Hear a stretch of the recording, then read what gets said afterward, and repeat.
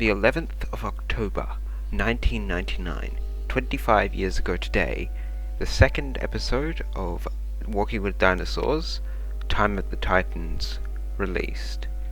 Today, I will be breaking down, in this updated and expanded breakdown, this episode. The episode is set in Colorado 152 million years ago, 68 million years after New Blood. The episode is set in what is known as the Morrison Formation, a massive late Jurassic formation taking up much of the western United States. But the environment portrayed in this episode is not accurate to what is known about the Morrison, in reality it being more of a desert and scrubland environment with floodplains, as was shown in the Ballad of Big Al. The episode was filmed in California and New Zealand, the forests and the canyon, Chile for the fern prairies, and Tasmania for the scrublands at the end. Diplodocus was a diplodocine diplodocid flagellichordate, or whip-tailed sauropod, from the late Jurassic Kimmeridgian, 154 to 152 million years ago, of North America, meaning it lived in the right place and time to appear in the episode. The egg tube used by the Diplodocus was completely speculative at the time and was based on that of a turtle, and is now thought to be incredibly accurate. Diplodocus would have taken a minimum of 20 to 40 years to reach adulthood, not the mere 10 years shown in the episode. Later discoveries have shown that Diplodocus would have held its neck in a more elevated position, not completely horizontal as shown in the show. Diplodocus was not the longest sauropod ever, unlike as was stated in the program. Several titanosaurs, including Dryosaurus, Patagotitan and others, were substantially larger than it. The Diplodocus, like many creatures in the episode, is shrink-wrapped. Sauropods like Diplodocus would most likely have had more soft tissue on their necks. The nostrils of Diplodocus and Brachiosaurus should be much lower down on their heads than is shown in the series. Diplodocus's front feet should be more columnar and only have a single claw on each foot, whereas its back feet should be longer, although they have the correct number of claws. It is believed that Diplodocus was capable of rearing up on its back legs, though it is possible that this could cause a lack of blood to the brain. The episode states Diplodocus could grow to 40 meters long. This is a massive overstatement. In reality, it could only grow to a maximum of around 27 meters. It is also stated to weigh 25 tons, when more recent estimates show that it only weighed about 15 tons. It is also unlikely that Diplodocus could have used its tail like a whip, as this could cause major damage to the internal structure.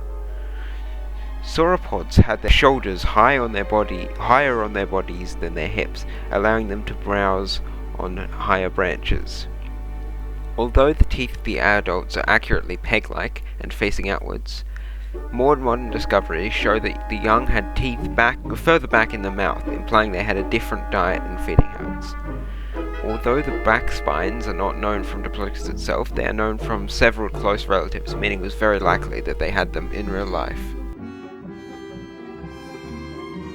An unnamed ornithopod appears. It was later identified as Dryosaurus in Ballad of Big Al. Dryosaurus was a dryomorphin iguanodontian from the late Jurassic, 155 to 145 million years ago, of the United States, meaning it lived in the right place and time to appear. It is possible that the Dryosaurus would have had feathers in reality, and should probably have more flesh on it. Ornitholestes was a basal Maniraptoromorphin from the late Jurassic, 154 million years ago, of North America, meaning it lived in the right place at around the right time to appear. It is incredibly unlikely that Ornitholestes had a nasal crest, since this was mistakenly interpreted based on damage to the skull's snout. Without the crest, the snout should curve slightly downwards at the tip. The Ornitholestes should have stickle claws on its feet in reality. Although it gets credit for being the first feathered dinosaurs in the series, it should have a full feathered coat rather than just quills. Ornitholestes and many other theropods in the series should not be able to pronate its wrist. It is also too shrink-wrapped, and its head is too large for its body. Damselflies appear in the episode. The first damselflies evolved in the Kimmeridgian, approximately 154 to 149 million years ago, meaning that they had evolved by the time the episode was set, but it's unknown if they occurred in North America. The ones in this episode are live acted by the banded Demoiselle Calopteryx splendens. There are no damselfly fossils known from the Morrison Formation. Dung beetles also appear in the episode. Dung beetles include various genera within the families Scarabaeidae and Geotripidae. Scarabaeidae, or scarab beetles, are known to date back to the late Jurassic, but it is unlikely that basal members of the family would have had dung-feeding behaviours.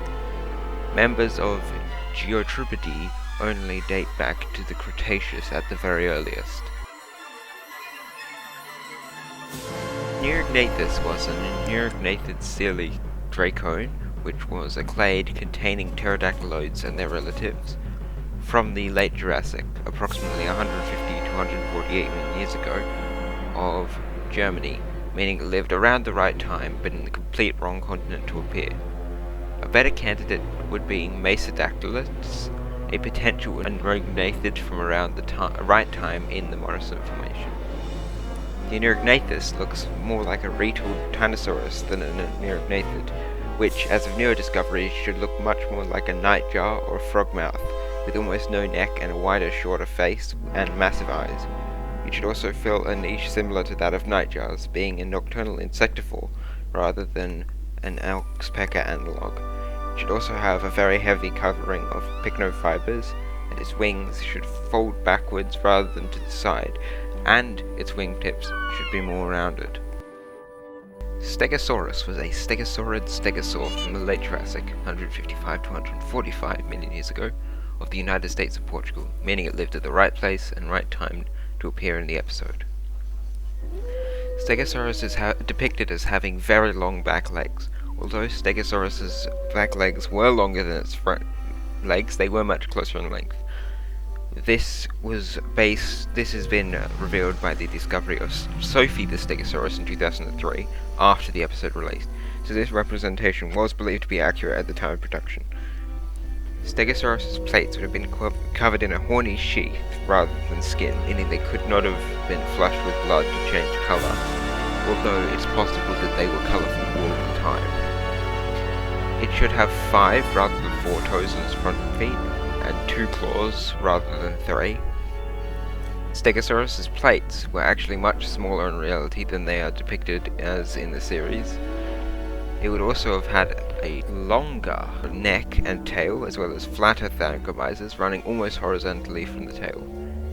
It is possible that some ornithischians, including Stegosaurus, had cheek-like structures, and although these are predators of the Stegosaurus in the series, they're too large compared to modern restorations.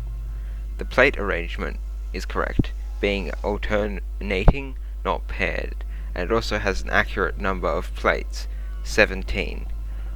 We have a specimen of Allosaurus with damage that matches that of a Stegosaurus stegomizer, meaning they were likely used in self-defense and against Allosaurus as depicted in the series, and the Stegosaurus is correctly restored with throat armor. Brachiosaurus was a brachiosaurid titanosauriform from the late Jurassic, 154 to 150 million years ago, of North America, meaning it lived in the right time and place to appear in this episode. The Brachiosaurus design is based on the African Brachiosaurus bronchi, now giraffe type, not the only true Brachiosaurus species, the American Brachiosaurus orthothorax. And although they are closely related, they differ in several ways, including Brachiosaurus having a less pronounced crest on its head, Brachiosaurus being bulkier in the chest and its forelimbs being wider apart, and Brachiosaurus having a longer torso and tail. The Brachiosaurus in the show's head crest is shown as being a thin ridge, when it should be more of a dome-like structure, as well as quite likely covered in soft tissue. It is also given a weight estimate almost twice the highest modern estimates, 70 tons, compared to the modern 37 tons maximum. Brachiosaurus is stated to have been the largest land animal ever. That title in fact belongs to Argentinosaurus. Its legs should be thicker and longer, and it should have a wider chest and longer tail. The Brachiosaurus's neck should probably be slightly more vertical than it is detected.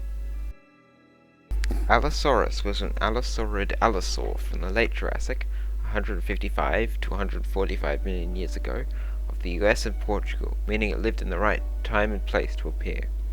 The Allosaurus is shrink-wrapped in the episode. It is said to be the apex predator of the more recent formation, but in reality this was the larger but rarer megalosauroid Dryosaurus. The Allosaurus's skull is completely wrong. Its crest should be in front of the eyes, not directly above them. It should have small ridges leading up to these crests, and its snout should be much more boxy and square. Most of these problems are fixed in the Ballad of Big Al. Allosaurus most likely had lips, which aren't shown in the episode, and it is incredibly unlikely that Allosaurus would have hunted in groups. At the end of the episode it is stated that life will never again be this large. However, this is incorrect. Several titanosaurs, including Argentinosaurus and Patagotitan, were larger than any Jurassic sauropod, as well as several modern cetaceans, dwarfing even these. The credits narration states that rising sea level has caused a decline in sauropod populations, but in fact sauropod diversity was just as high, if not higher, in the Cretaceous, just not in North America. Through my secret methods, I have given the episode an accuracy rating of about 53.7%. If you've enjoyed this video, leave a like, maybe check out the next one on next Friday, when I will, for its 25th anniversary, be breaking down Cruel Sea. Goodbye.